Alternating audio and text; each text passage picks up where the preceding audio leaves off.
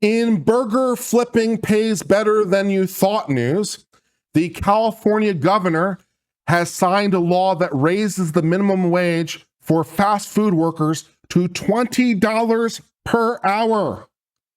Yes, you too can earn $20 per hour at McDonald's or Burger King or Wendy's. $20 an hour minimum wage for fast food workers in the great state of California. Well, I guess that college degree isn't as needed as it once was. So, that's notable. Let's read more about this coverage. California's fast food workers will be paid at least $20 per hour next year under the law signed by Governor Newsom.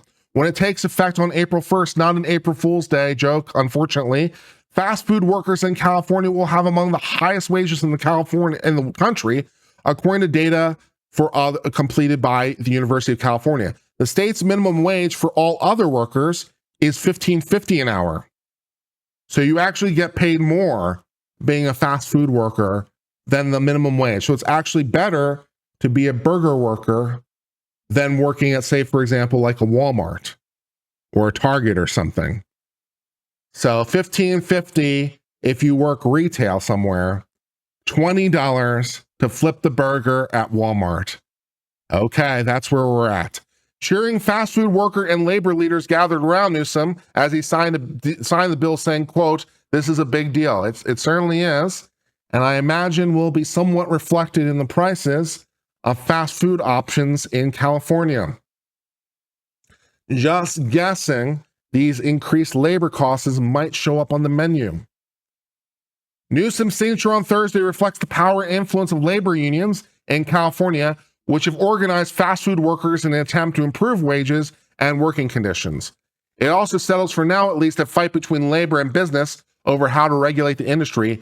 In exchange for the higher pay, labor unions dropped their attempt to make fast food corporations liable for misdeeds of independent franchise operators in California, an action that could have upended the business model in which the industry is based. Which, okay. So independent franchise is not necessarily fully independent, which, makes sense, at least in principle. Like what businesses are independent and are not is somewhat a matter of law. And so simply trying to say this business is not mine, it's independent, when they have your brand name and they use your menu and they use, your uniforms and use everything else. It's like California was saying, we're not sure how independent you really are. And so they were trying to increase liability, which does already exist to some degree, incidentally, for the parent corporation, regardless of the independent status. But they were trying to increase that to make them even increasingly liable, but they have dropped that request as part of the negotiations. The industry, meanwhile, has agreed to put a referendum related to workers' wages off the 2024 ballot. So they're just going to do this as an agreement rather than do it as a referendum. A person who works at Jack in the Box in Southern California says, "This is for my ancestors. This is for all the farm workers, all the cotton pickers. This is for them. We ride on our shoulders." That's an interesting perspective, to be sure, about how you gain $20 an hour is for your ancestors, the farm workers and cotton pickers. Also, it's California, I'll note, not the Deep South when it comes to the cotton, but I digress. California's fast food workers currently earn an average of $16.60 an hour, which is just over $34,000 a year. That is below the California poverty measure for a family of four. But then again, it's just the one person working. So if you try to support one person, or you try to support four people on one salary, it's not going to go as far. In California, most fast food workers are over 18 and are the main provider for their family, according to the University of California. The $20 minimum wage is, however, seen as just a starting point. The law creates a fast food council that has the power to increase the wage each year through 2029 by either 3.5% or the change in prices on the Consumer Price Index, whichever is lower. So the $20 minimum wage will be increased every year for 6 years to keep up with the consumer price index or 3.5%. So that job will continue to pay more and more. The raise takes effect on April the 1st and applies to workers at restaurants with 60 locations nationwide, with the exception for restaurants that make and sell their own bread like Panera Bread, for some reason.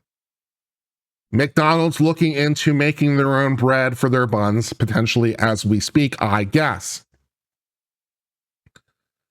Now the focus will shift to another group of low-wage workers with their own minimum wage increase. Lawmakers separately passed a bill earlier this month that would gradually raise the wage for healthcare workers to $25 an hour over the next decade. That raise won't apply to doctors and nurses, of course, because they typically work on salary, not wage, but to most everyone else who works at the hospital, for example, clinics or other healthcare facilities. So, the people in the healthcare deserve $25 an hour, so I guess you're worth at least 25% more than a fast food worker, I guess is the idea.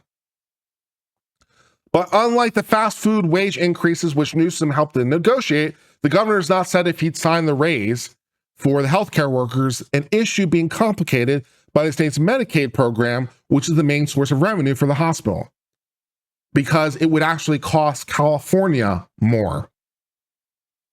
So Newsom is less thrilled with the wage increases when it comes out of California's pocket, because many of the healthcare workers are paid out of state Medicaid, which is funded by the state government. That minimum wage comes directly out of California's budget. California also notably already in deficit in their budget. So when California itself has to directly pay for it, all of a sudden, we're not so in favor of that because it's coming out of our budget. It's amazing how those things work, right? When you have to pay for something, suddenly you're a lot less in favor of it. Wow, amazing.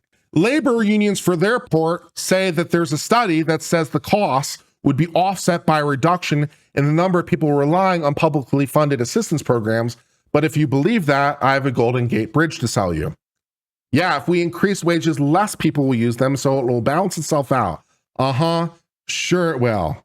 Okay, yeah, let's wrap this story up. Thus, that brings us to the end of the story about Gavin Newsom signing a law that raises the California minimum wage for the burger flippers to $20 an hour, but is having second thoughts about a bill to raise the minimum wage to $25 an hour for the healthcare workers, because at least part of that would come directly out of California's budget. And suddenly this is an expense item.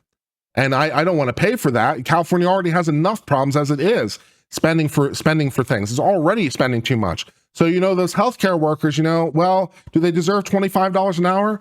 Not if I have to pay for it, but if only the consumer has to pay for it, not a problem. So we'll see how this increases the fast food prices in California and how it also speeds automation along, one would imagine, as the automation looks increasingly more attractive by price comparison. So we may hire fewer workers and rely even more on automation. So pricing the workers potentially out of jobs altogether over here in California. But what else is new? Because they don't seem to understand basic economics. At least for the moment, that brings us to the end of discussion of this story.